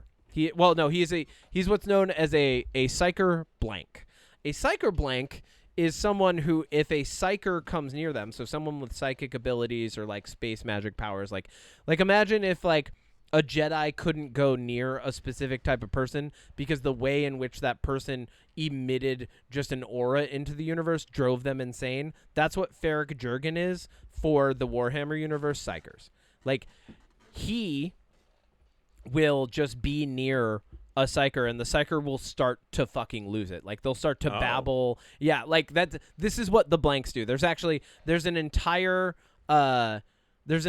portion of the Astra Militarum that are dedicated to these blanks. They're called the Sisters of Silence, and if you put them near a psyker, they will, like, the psyker's heads can explode. Like, it can get that crazy. Like, the psyker can be like, "Oh my god, I can't be near this human!" Like, and like just, yeah, their head explodes. So he's actually not only that, but he has really bad interpersonal skills. Dare I say, he's probably on the spectrum, and he's an introvert, and he does not bathe often. So Ciaphas actually will, and this is part 2 of what I love about Ciaphas Cain. I call it keep your friends always at a distance and your frenemies way closer. He is frenemies with all of the people that I'm about to list. Ferik Jurgen is just the first. Ferik Jurgen is, like I said, a marksman that saves his life. Ciaphas and he tend to, like, he'll know that Ciaphas is saying the wrong thing and correct him and then just go do it anyway. You know what I mean? Like, Ciaphas will give him an order and he'll be like, "Well, sir, shouldn't we?" And Ciaphas will be like, "Yes, you should go do that. I'm glad I thought of that." And, like, Jurgen will be Love like, it. "Oh, yes, sir." Great leadership. Jurgen also, because he's so repugnant, goes unnoticed by many people all the time, and a lot of the things that he does aren't noted in Caiaphas's actual memoirs, which are called To Serve the Emperor, A Commissar's Life. So this only adds to the mythos around him because people like forget that Jurgen was there or want to forget that Jurgen was there. So they omit him from a story, which makes Ciaphas seem even more powerful. Like they're like, oh my God, we can't believe he did that by himself, like, and Jurgen is he's his right-hand man forever. Jurgen also is not the type of person you want to get into a vehicle with, as he views solid objects in front of them, especially when they're driving like salamanders, tanks, and things like that, as they're just like physical obstacles that need to be driven through, not around. So oh yeah, okay. Jurgen is he's the best of the best. He's like the type of nonchalant suicide mission soldier that everybody could use. And Ciaphas is so lucky and unlucky as to have him. Not to mention being a psyker blank totally like protects him from so many different things. The second is Janet Sola. Janet Sola not only is a better warrior than almost every other human that we encounter in the Ciaphas Cain books, she's quick to her reflexes. She makes up for anything else that Ciaphas lacks as far as like tactics and things like that go, and will oftentimes act on her own based on what she knows needs to happen in a way that Ciaphas Cain will then reward, and she'll say, well, I just thought, what would you do if you were in this scenario? Nice. And he's like, great job, Janet. Like, so he gets credit for the things that she does as well. Of course. Which, once again, just goes to bolster his fame. And then, of course, last but not least, we have the Ordo Xenos Inquisitor Amberly Vale. Ciaphas meets Amberly Vale in For the Emperor on the planet where they have the Tau sympathizers, and they have a chemistry in this book that is very much the Warhammer equivalent of will they, won't they? But like in an angry, I want to kick the shit out of you way. And they do, spoiler alerts, they become fuck buddies. Yeah. Scandalous. So the funny part about this is she's the person who's annotating his memoirs and his archive. And so it's actually fan theory believed that it's in her best interest to omit as much of that as possible and to highlight how great he was in doing things on her own that she might have helped him out with. Because if it turned out that she was helping him out, even though he sometimes broke protocol, she would be killed by the other Inquisitors. Of course. Everybody's going to be killed by somebody. Which only goes to bolster his fame. Of course. So, everybody around him, and especially the people who function to the highest degree, are only served to bolster their fame, right? So, like, this is number 2. Keep your friends always at a distance and your frenemies closer. And Amberly Vale and Ciaphas very much have a frenemies, like, dialogue. Like, Amberly Vale is like the Punisher, and Ciaphas Cain is like a sidekick that shouldn't be there, but is somehow the main character. Hey, Ciaphas Cain has the same energy as, like the human guy from the Fantastic Beasts movie, right? Oh, yeah, the point of entry character. Yeah, like Oswald or whatever. I forget his name, whatever his name was. But, like, yeah, he's like, he's just like off in the world, luckily surviving everything. Yeah, he's just there. Number 3, and the thing that I love, accept the call to adventure, because if you don't, you will let people down and you will not get good food and stuff. This is like the Ciaphas Cain manifesto. He very literally accepts a mission because he recognizes that if he doesn't, he will no longer have access to the Empire's personal chefs. He's like, that's awesome. He's that's like, I don't want to go do this, but this food is really good. And that's I great motivation. Right? Honestly, like, I would do that. He very often will, in the books, like, have moments where he, like, gives entire speeches to bolster brigades, and he gives the speech, and his internal monologue is like, I really just needed them to fight harder so that we could hopefully survive, or at least if they died, I could make it out. And like but then like I get food. but it becomes the most inspiring moment of the if it was written from anybody else's perspective, it would be the inspiring moment. Like it's Aragorn's speech before they open the gates. You know, it's like that's what he's giving, right? It's like the Braveheart speech before the big battle. Like that's what he's giving to anybody else. But because we get his internal monologue in the books, we understand that he's not giving it because he's brave at all. He's giving it because he just wants to survive. And he kind of sounds like, and not fully, but he kind of sounds like a Forrest Gump, where he's just like in these moments, like very much that are happening around him, and he's getting a lot of credit and stuff. Obviously, there's a huge difference in like mentality there, but like he does kind of give me like a Forrest Gump vibe. And it would be a Forrest Gump vibe if it weren't for point number 4. Actually be good at some things. Oh, okay, like you have to actually be good at some things, because you will inevitably encounter a moment where your skills will be relied upon solely by you. You will not have any of your help around you. You will not have a battalion at your behest. You will be on the front line, and it'll just be you. And this is where I want to highlight, he was one of the better swordsmen in his class. Amberly Vale, who is an Inquisitor. Inquisitors have a sword on them. Inquisitors, what kind of sword, by the way? well, sword? some of them have sabers, some of them have chain swords. Okay. Ciaphas Cain does get a chain sword, which is fucking amazing. Yeah, that's awesome. Because everybody loves the chain sword. They're fucking awesome. Yeah, chain sword is exactly what it sounds like. It's a sword and a chainsaw. Evil Dead. Ciaphas Cain, at one point in his many adventures, is facing off against a Khornate berserker. This is a space marine that has given his allegiance to the blood god, Khorne. Their chant is skulls for the skull throne, blood for the blood god. All they want to do, their entire purpose in the universe, insofar as they see it, is to murder. That's it. That's all they need to do. They want to appease their chaos god. It's Khorne. His name's Khorne. Khorhne. Khorne, right? That's the, or is it Khorne? Anyway, doesn't matter. So they want to appease the blood god. And Ciaphas Cain is faced off against one of these guys. He's a great swordsman, so he can actually go blow for blow with like an orc, and he does, which is unheard of for a fucking human. For a space marine, that's normal. Like you do it in the game. Yeah, you go against an orc, you fight with chain swords, right? Humans die all the time.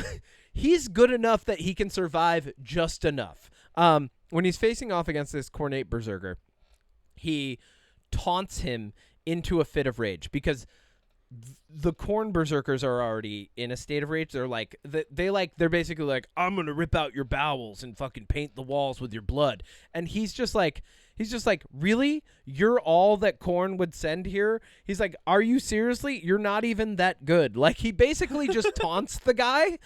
He's like, you think that you can actually beat me? And like the berserker gets so mad that he blindly rushes in, not noticing that our good friend Ferric Jurgen is off to the side, the expert marksman, who shoots him so Ciaphas can take it down a wounded Khornate berserker. Now, of course, people forget that Ferric Jurgen was there, and Ciaphas Cain gets the legend of taking down a Khornate berserker by himself. Nice.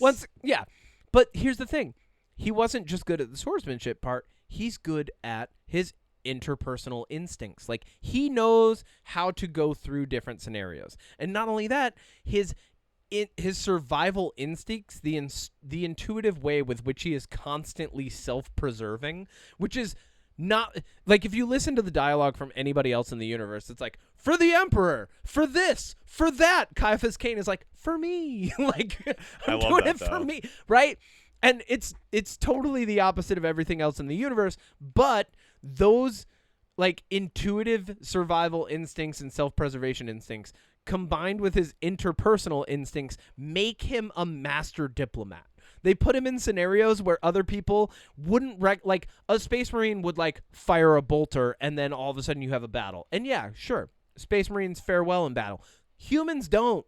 So like he's like, I can't just shoot people. I can't just kill things. Like I have to use my diplomacy. I have to talk to this noble. I have to have sex with this person. He's like, I have to do these things in order to survive. And he's almost always right. He also is very good, because he was born on a hive world, at navigating underground tunnels, which in the grimdark universe, where many planets have underground tunnels from either Tyranids or Necron tombs or just a dead husk of a hive world, like, that is a skill that is indispensable. There are so many like wonderful, absolutely great soldiers that are in these stories, and even some space marines that once they're in underground tunnels and like a seemingly innavigable space, just lose track of where they are. Like they're like, oh, we don't have a signal, we don't have connection. Like we're relying on all these things. And he's like, all right,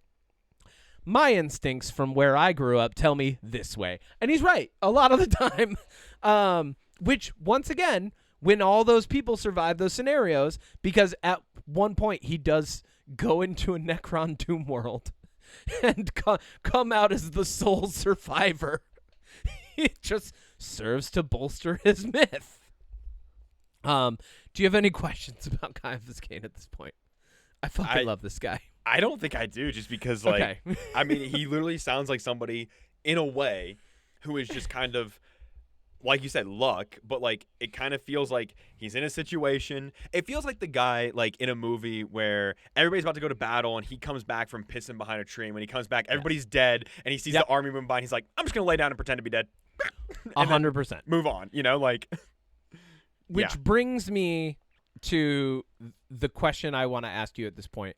Is it constitution or is it charisma that's doing all this, right? Like, is he actually brave, or is he putting up the best front ever? What do you think?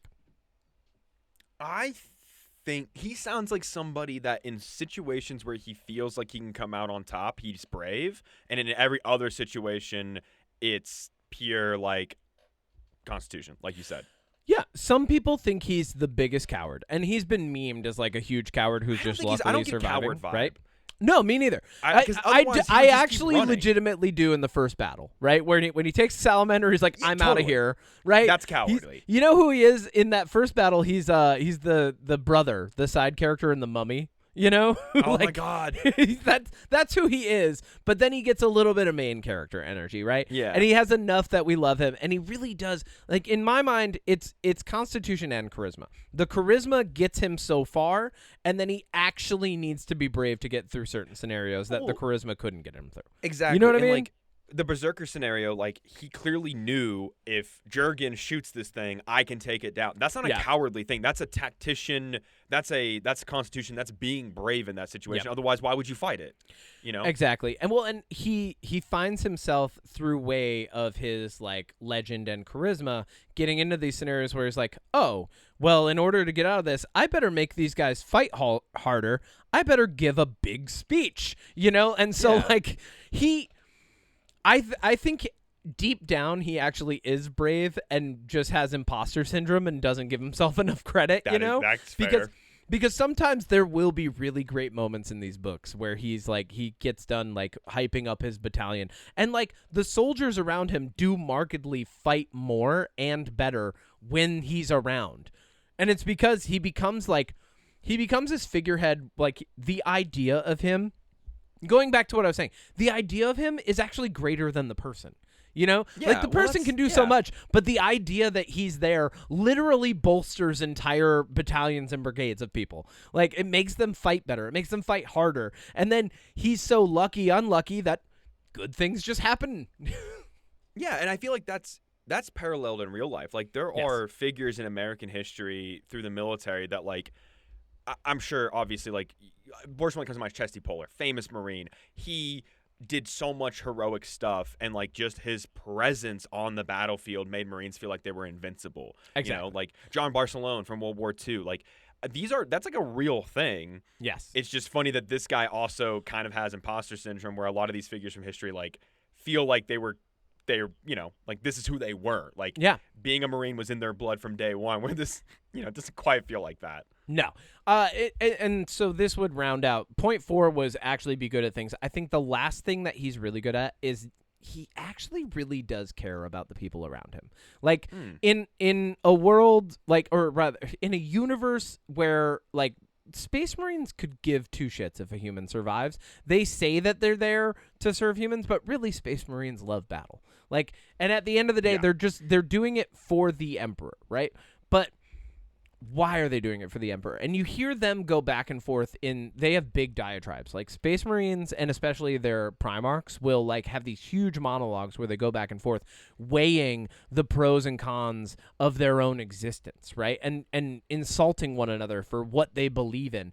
Ciaphas Cain, I think, actually genuinely believes in and cares for the people around him, which is what makes him so much different from everybody else. He is the opposite of everything that we've come to understand the Warhammer universe to be, and to me that's what makes him one of the most interesting characters in it. Like, commissars are supposed to be killing people blindly and ruthless, horrible things, like ruthless, horrible characters that like are only a threat to everyone around them. He's not, I like it.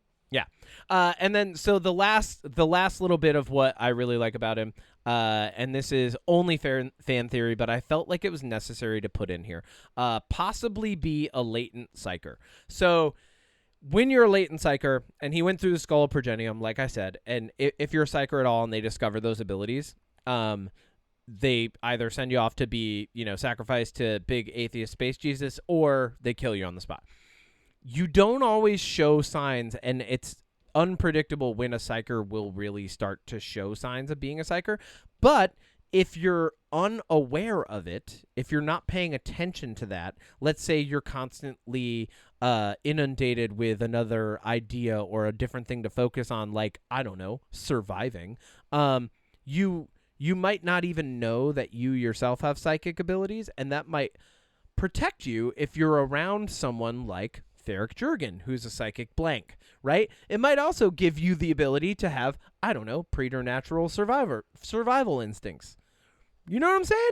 Yeah. So there's a really good fan theory that he's actually a latent psyker who's just never realized it, which is why he can be around Jurgen, but why he specifically, because he's the one who's doing the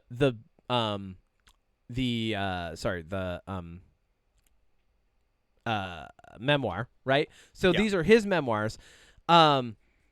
He constantly is the person who's talking about how bad Jurgen looks and smells. No one else really comments on it. And he sometimes is like, I don't know how they could stand to be in a room with him. And I'm like, psychics or psychers will have that response to psychic blanks, right? Like the people who are like essentially their neutral poles, like they will have that response. They'll be like, oh, they smell horrible and I'm going crazy, my head's gonna explode. If he's so latent that it's like completely suppressed, he might just be like, oh, he looks and smells bad. You know what I mean? Yeah. So that's just like a cool little fan theory I want to throw in at the end. There also, just to add on to the fan theory of Ciaphas Cain, there also is the fan theory that he's not dead, he's still alive. In his retirement, it was said that he went and worked at the Skull of Progenium in order to make better military captains for the future, because, they were like, mankind's greatest commissar ever. You can go and teach the next generation. The person doing his memoirs is Amberly Vale. Like I said before, they're fuck buddies. She actually does have feelings for him. And it's been posited that she was giving him rejuvenative liquids that the Inquisitors used to stay alive longer. And so he might actually be living out his final years in a little bit of peace, given to him by his best fuck buddy in all of his existence. And now, yeah. Would there be a place to have peace on Earth if Florida's not around anymore? I don't know, man. You'll have to ask all the snowbirds. I don't even know. Like Disney World. Well, I think in Warhammer 40K you only get nuclear snowbirds. But cool. That is my deep dive on Ciaphas Cain. If I got anything wrong, I'm sure I'll be corrected at some point. I don't think I did. Like I said this morning, I was kind of gathering like the last bits and making sure I had like some of the chronology in my mind. I've listened to, because with Warhammer, I don't like to read the books. I like to listen to them. So I've listened to about 3-4 Ciaphas Cain books now. and I love them. I fall asleep Yeah. just kind of giggling as he's like talking about how he's going to survive his next ordeal, or making fun of Jurgen or Amberly Vale or the psyker that's around with Amberly Vale or Janet or anybody really. He's phenomenal, and I like I said, people thought that Cavill might play Ciaphas Cain. I honestly think he's going to end up playing Eisenhorn, who's another Inquisitor who works for the Adeptus Hereticus, or not Adeptus, or the Ordo Hereticus, who's like another human. He's investigating heretics and chaos and going out into the world to find like demons and stuff like that, or going out into the galaxy to find demons and things like that. I think, like I said in the beginning, I think if we get Ciaphas Cain, it's going to be down the line, and I could see him being played by someone more like a Walton Goggins, Yeah, it depends. I mean, I think Henry Cavill is going to play a natural space marine. I mean, the dude, like, it makes sense if he did. I kind of hope we don't get Space Marines right away, because that's such a tall order to then continually deliver on. Space Marines are 8 foot tall. They are the evolved and more sci-fi, less cyberpunk version of the warlords that the Emperor originally created on Earth. So Earth, the Emperor, who is now atheist space Jesus in a survival chair, created these warlords that were like 8 foot tall, but they were bloodthirsty. Like they absolutely could not stop killing, and sometimes would go so insane that they just start like massacring even each other. And then the Emperor's like, well, I got to figure out how to make this better. And so he made the Primarchs. And then from the Primarchs genes, he made the Space Marines. And so the Primarchs all have Space Marines. The Space Marines are essentially the genetic inheritance, the direct descendants, the sons of the Primarchs, which is why a lot of times there's like this connection between all of them. The Space Marines are gone. They go through crazy genetic tampering, right? Like when a kid becomes a Space Marine, there's so much that's done to their body to augment it. And I just don't think seeing Henry Cavill as an 8 foot tall human for an entire season of something when you're supposed to have other humans is like a feasible thing. I think you're right. I think put him in a position where he can be around Space Marines. Yes. Instead. That makes more sense. You're right. Yeah. I think the Space Marines themselves, and especially the Primarchs, who are notably even bigger than normal Space Marines, would want something that's like CGI, maybe not like, because like we talked about it when I did the first deep dive. There's the Horus Heresy, right? And the Horus Heresy is a giant space epic, and there's so many great characters in it. But like to do that, I think Amazon and Henry Cavill and Games Workshop would have to be committing so much of time, effort, resources, like. The space, like you could do it. Space Marines should be an anime. You know what I mean? Oh yeah, it's always going to work better animated. I think that you could do a live action suit in the same way that they do the power armor in Fallout, though. Yeah. I think you could pull it off to be more practical. Yeah. But then when you get into fighting, obviously the way Space Marines fight with chain swords and power fists and hammers and jetpacks and all the other crazy stuff that their gear is, it'd be a little harder. There's the really good Astartes short on YouTube that highlights the Space Marines. The guy who made that got I think Games Workshop like paid that guy to not make anymore. They were like, "Hey, don't do that. Come work for us." Just hire him to come work on their stuff. They did. Okay, cool. I was like, there's some other stuff around that. They like hired him, but then we haven't seen anything since. But then there was like a trailer that said Astartes 2, because Astartes is like what the Space Marines are referred to. They're the Star Marines. But so there has been a good depiction of it before, and then like I mentioned, there was a really great short on Secret Level on Amazon. Yeah. But it's all CGI. So I do think the Space Marines can be done really well CGI. Doing a character like Ciaphas Cain, although I know that we won't get it right away, I think is a really great idea later on, because it's a human-driven story. You don't have to have Space Marines in it. Yeah, you can have Space Marines in it, but you don't need them. How would you feel about introducing him in the Henry Cavill stuff, and then down the road they spin it off into his own thing? I think the best that we would get, if Henry Cavill is a Space Marine himself, I think the best we get is a shot of Skola, and there's going to be like an Easter egg Yeah. of a kid that like could be Ciaphas Cain. You know what I mean? Like Yeah. I think we'll get that. I hope he's not a Space Marine now that you've kind of laid that out, though. Like, I don't want him to be one. Well, that's why I hope he's Eisenhorn, who's an Inquisitor. Because Eisenhorn also, like, that... Eisenhorn's his own deep dive. Eisenhorn is a whole other book series. Just to, like, round out my deep dive this time, I hope... Did I do a good job kind of painting more of the Warhammer universe for you? Do you feel... Okay. My favorite characters are wacky. Like, my favorite characters in the Warhammer universe are the characters that make the universe a proper, like, fantasy, like, sci-fi fantasy cartoon. Like, Ciaphas Cain, Belisarius Cawl is an Archmagos Adeptus from Mars. So there's the Adeptus Mechanicus, and they have, like, these guys who are essentially space science magic.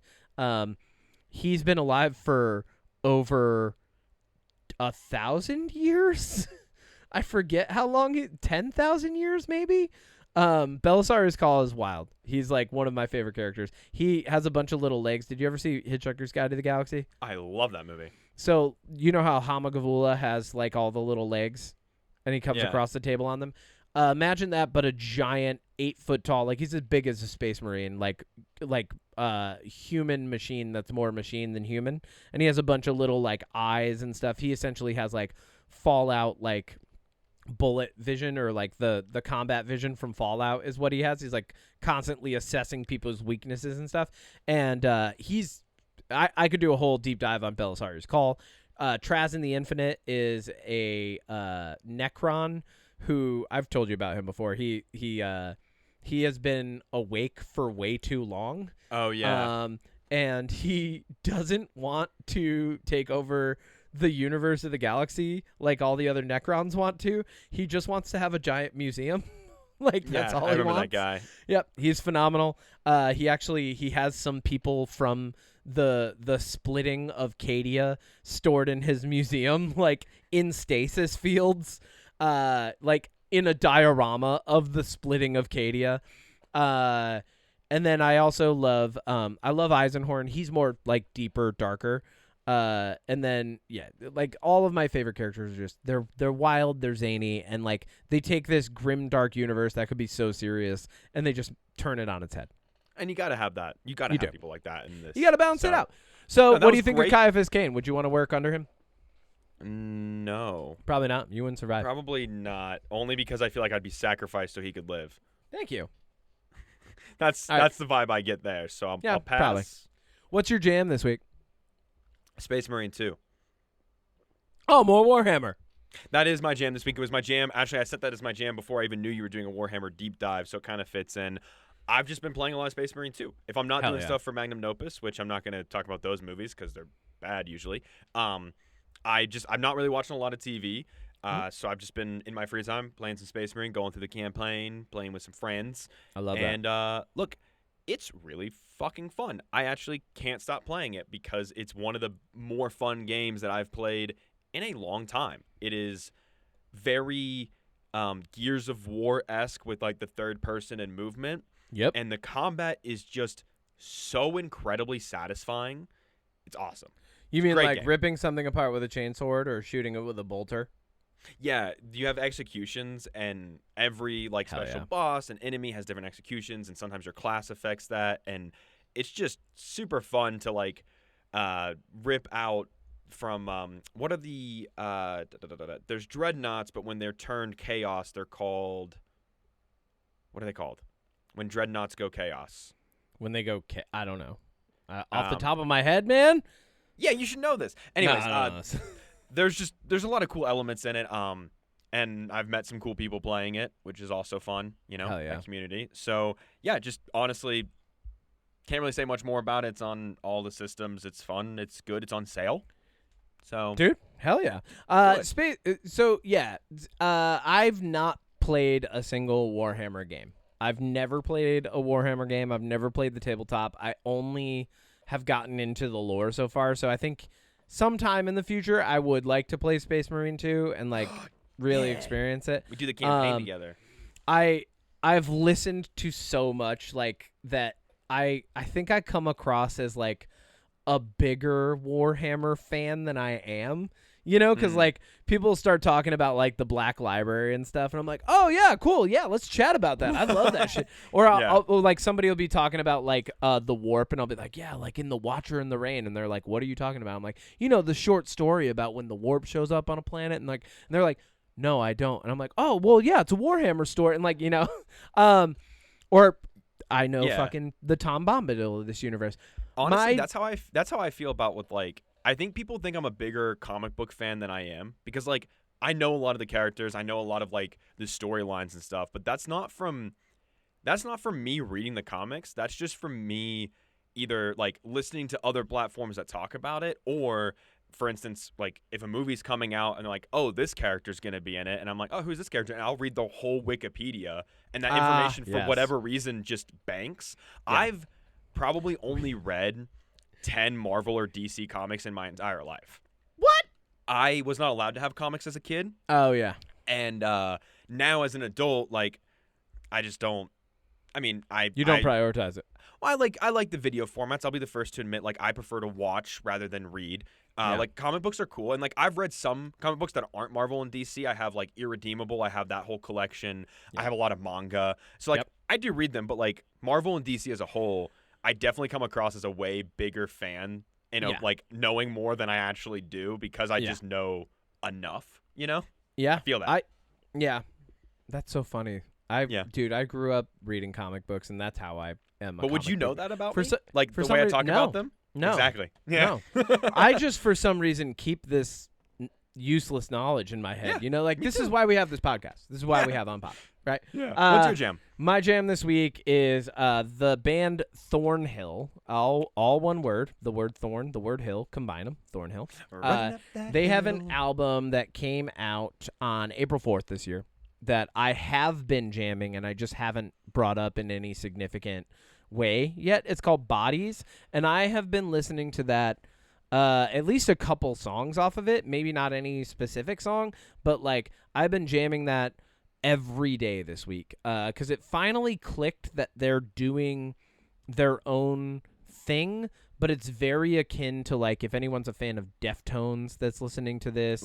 It's like there's a little bit of ambientness to it, but it's definitely metal, very melodic, a lot of singing, not as much screaming as you might expect from a band that's this heavy, and even the heavier parts aren't super distorted. They lean more into, like, I would almost call it like a wet sound. Like there's more of an ambient, there's a I don't want to say moist. What the fuck? You don't call it moist. No, but like moist. There's no other way to describe it. It's like drippy, you know, like there's almost like this, you know, like when a drop hits a puddle and it echoes through a hallway. Yeah. There's that sound to it. You know, like there's almost like a ringiness, but it's like a wet ringing. Yeah. So they have that ambient sound, and then just beautiful vocals, and the lyrics have been really good.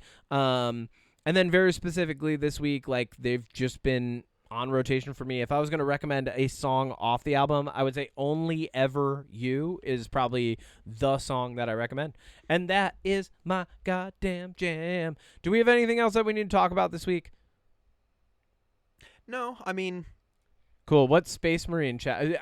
This is going to be a fun thing. I actually, in the future, you know, like, you know how like the big Harry Potter fans will be like, "What house are you?" Right? Hufflepuff. I honestly think as Warhammer becomes more popular and as people have different access points to it, and this is kind of what we were talking about with like the Sonic Secret Lair, and I presented it as a problem, but really, when people have new access points to a thing that other people already love, right? So like Warhammer, when we get the TV show, it doesn't matter if you're someone who's coming to it from the Black Library side like me, right? Like I'm all about the books. It doesn't matter if you're coming to it from the tabletop side. It doesn't matter if you're coming to it from the video game side.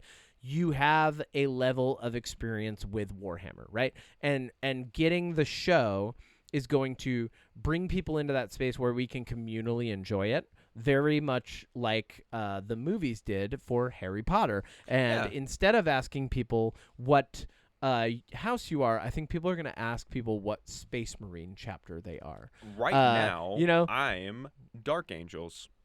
Of course, you're fucking Dark Angels. Well, that's just because Everybody's I'm Dark new. Angels. Everyone's Dark. Look, It's because Odie, it's the DLC I downloaded for the game. it's a great entry point. I People wanna love it. change. They're the edgy boys of the Warhammer universe. But I'll hear change me it out. eventually. Hear It's me just out. that I got a DLC armor set that's full Dark Angels, and like I want to flex on the noobs. Hear me out. Okay. Imperial Fists is the way to go. Imperial fisting. Yes. Imperial fisting. Thank you, everybody, for listening to another episode of the UnPop podcast. Thank you for weathering the hyperfixation of our deep dives with us.